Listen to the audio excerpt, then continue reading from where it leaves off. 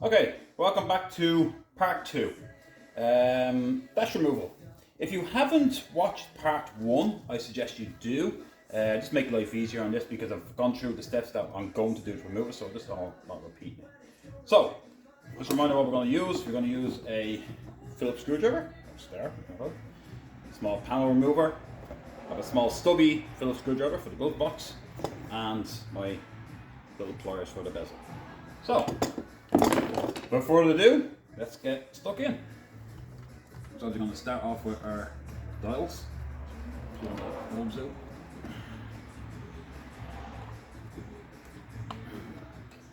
I hope to do this in one take. Oh! So, having small hands is definitely helpful. So I'm not going to do these nuts. I'm going to just simply let them fall onto the ground.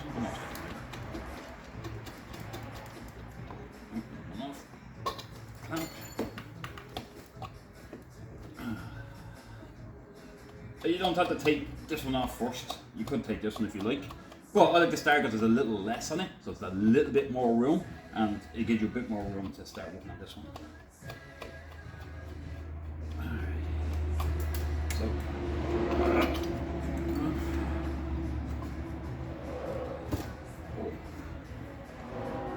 now I'm going to take it. Alright, pretty almost good. And there we go. There's one out. There's a choo-choo going by. Yeah.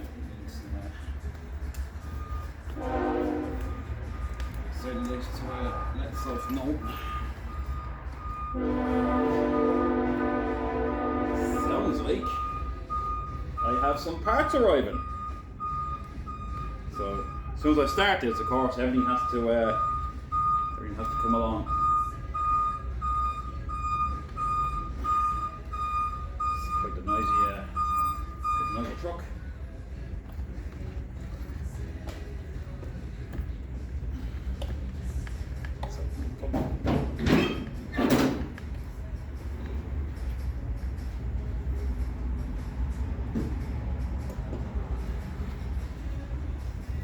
So having this off makes it a little easier. You can reach your hand around and feel for that travel bar.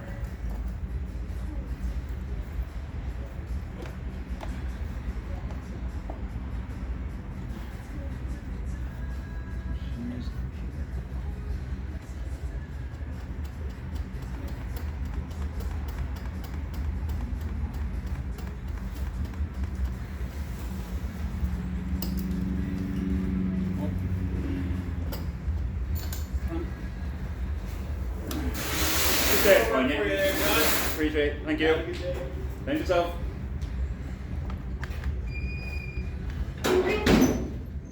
Delivery man.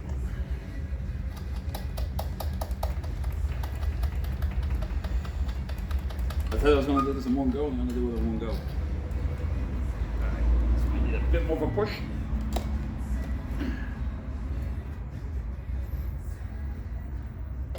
Yeah. There we go. All 4 clamps off. Like I said, might need a bit of a push to get out. Massive spade connectors. And on this one, like in part 1 video, it does not have a reset. So when this gets redone, all we do is I'll reset it, I'll install a new one for it. So that's that out. So now here's the one that becomes quite funny, tricky.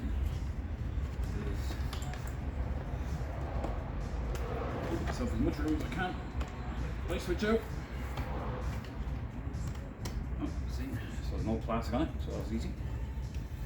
Now, oh, I forgot my pointer. Let me use this.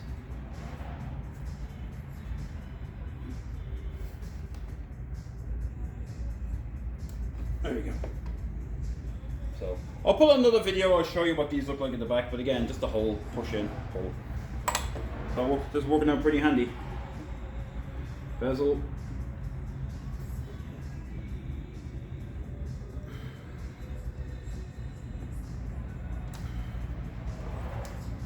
Yep. So when you're doing all this, what you always can do, if you don't have a wiring diagram and not sure which wires go where, you can always tape them together and have them hanging out so you know. There's only so many wires in there that can go in so many positions. Usually ending with red or white is usually your standard illumination lights.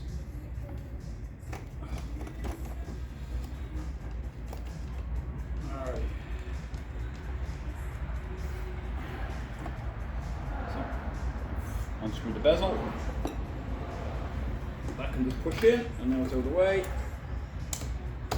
And now we're going to start popping these off.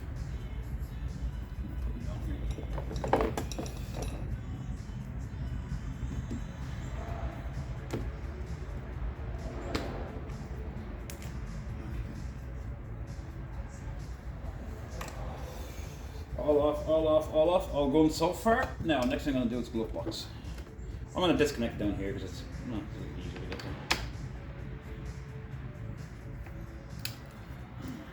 You can do either or, like I said, top of the bottom. As long as you disconnect it from the holder.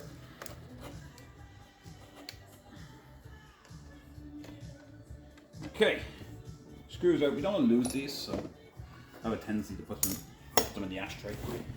So now that that's done, everything's loose. That's all off. You can make sure that's separate. Now the last thing to do is take out the 5 screws.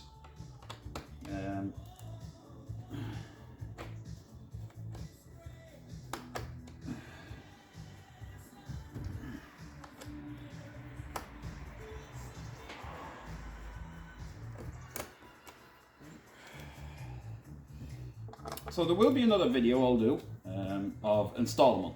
This 74 is getting a brand new dashwood, so I will do a video on how to install it. And I'll add in, so if you want to know any more information, if you want to bypass this, like he's getting all LED, so you're going to see what them like. And I'm also going to redo the gauges. I'm going to take them apart, clean them all up, put them in, so it's going to look nice. I want nice new gauges with a nice new dashwood, and I will do a video on that as well, so you can see. But if you have any other questions, by all means, put them in the comments, drop me an email, ask me a question. If there's anything you want to see me do, that you like done, that you're not sure of, I can get to it. Let's give it a little, some greased. Alright. We're almost there. How quick we can take this out. Especially when you have a set order if you know what you're going to do. Obviously, it's not a good idea to disconnect the oil pressure gauge if the engine is running or has been running pretty recently. You always run the risk of oil coming up. Okay, so what to do?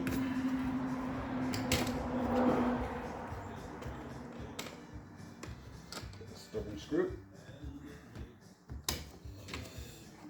Johnny Cash playing in the background. Alright, that's all the screws out. Now, that's where we get to a little wiggle. There may be pressure. You might find pressure down here or at the corners, depending what way the metal plate in the background is, what the way your crash pads are, or just general in the wood. So just get it out enough. I can now start putting my hands in at the back, popping out some lights. Bulb holders, it's different.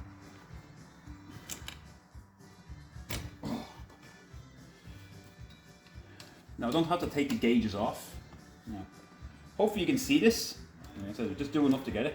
Obviously the more important one is the oil pressure. So, like I said, if you're not sure, take a picture of what wires go where before you take them out. If you're not sure what goes to where, if you don't have a wiring diagram, or you commonly is people get a Tr6 and has no dash in there to begin with, trying to follow the wires.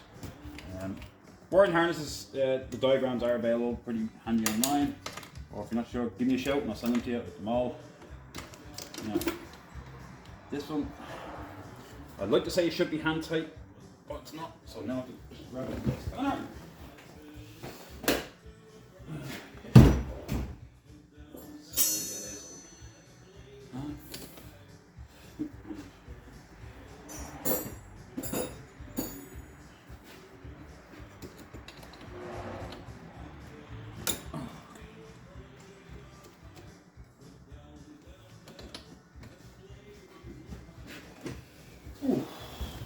Oh my.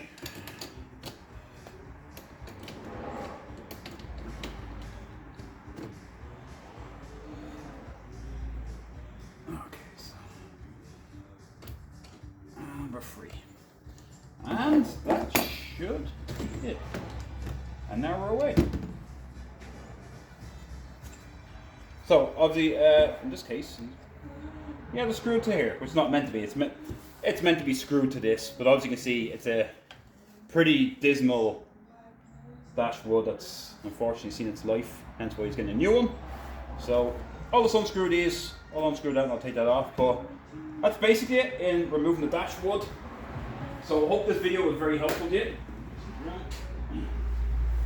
And like I said, there's going to be another part where I'm going to be installing a whole new one, so all this is going to get all fixed up because it's certainly seen a bit of stuff in its life. So thanks for watching. Like I said, if you like the videos I'm doing, you can always hit the subscribe button and you see the videos I have. And if any comments, questions, concerns, send me a message, put it in the comments box, or give me a call and I'll try to help you out as best I can. Thanks for watching.